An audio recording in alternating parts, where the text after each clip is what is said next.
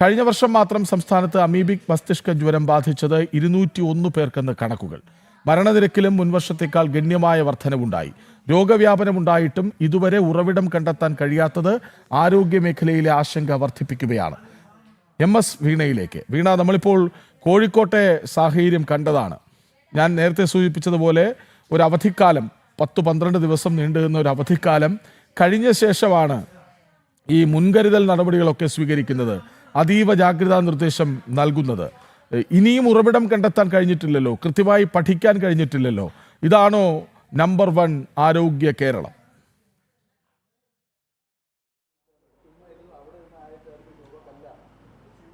കൃഷ്ണരാജ്, ആ ചോദ്യം തന്നെയാണ് പൊതുസമൂഹത്തിൽ നിന്നും ഉയരുന്നത്. അതായത് ആരോഗ്യ കേരളം മാതൃകയാണ്, വിദേശ രാജ്യങ്ങളൊക്കെ കേരളത്തിന്റെ മാതൃകാ പ്രവർത്തനങ്ങളെയൊക്കെ വിലയിരുത്തുന്നുണ്ട്, അവർ അഭിനന്ദിക്കുന്നുണ്ട് എന്നൊക്കെയാണ് മന്ത്രിമാരും ഒക്കെ പറയുന്നത്.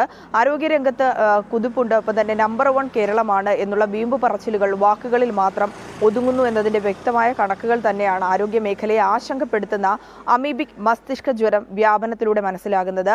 കഴിഞ്ഞ വർഷം, അതായത് ഇക്കഴിഞ്ഞ 2025 നമ്മൾ പരിശോധിക്കുകയാണെങ്കിൽ 200 കടന്നു എന്നുള്ളതാണ്. 201 പേർക്കാണ് അമീബിക് മസ്തിഷ്ക ജ്വരം ബാധിച്ചത്.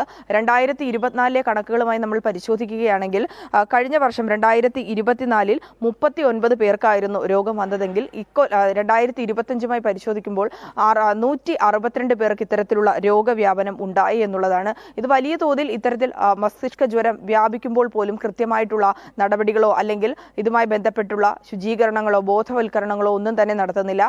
മാത്രമല്ല, ഏറ്റവും പ്രധാനപ്പെട്ട കാര്യം ഇതിന്റെ ഉറവിടം കണ്ടെത്താൻ സാധിക്കില്ല എന്നുള്ളതാണ്.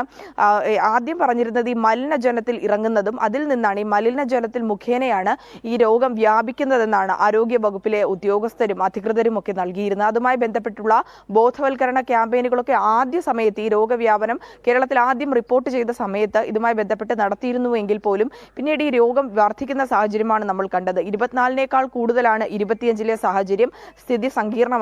എന്നാൽ പിന്നീട് നമ്മൾ കേട്ടത് കിണറുകളിൽ നിന്നും, അതായത് വീടുകളിൽ നിത്യേന നമ്മൾ ആവശ്യങ്ങൾക്കായി ഉപയോഗിക്കുന്ന കിണറുകളിൽ നിന്ന് പോലും ഈ രോഗം വ്യാപിക്കുന്നു എന്നുള്ളതാണ്. ഈ വെള്ളം ക്ലോറിനേറ്റ് ചെയ്യണം, ജലസംഭരണികളിലെ വെള്ളമടക്കം ശുദ്ധീകരിച്ച് ഉപയോഗിക്കണം എന്നടക്കമുള്ള കാര്യങ്ങൾ പറയുന്നുണ്ടെങ്കിൽ പോലും ഈ രോഗത്തിന്റെ വ്യാപനം എവിടെ നിന്നാണ്, ഇതെന്തുകൊണ്ടാണ് തുടരെ ഉണ്ടാകുന്നത്, കൃത്യമായിട്ട് ഇതിനൊരു പ്രതിവിധി എന്താണ് ചെയ്യാത്തതെന്നുള്ള ചോദ്യങ്ങൾ ബാക്കിയാവുകയാണ്.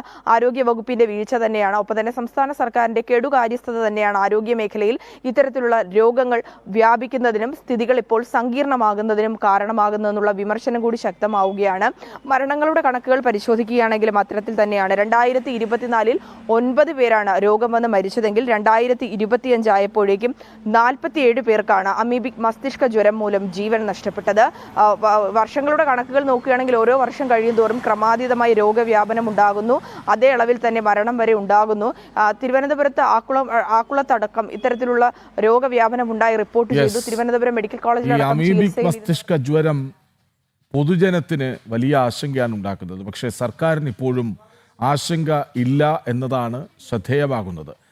സംസ്ഥാനത്ത് അമീബിക് മസ്തിഷ്ക ജ്വരം ബാധിച്ചത് കഴിഞ്ഞ വർഷം 201 പേർക്കാണ്.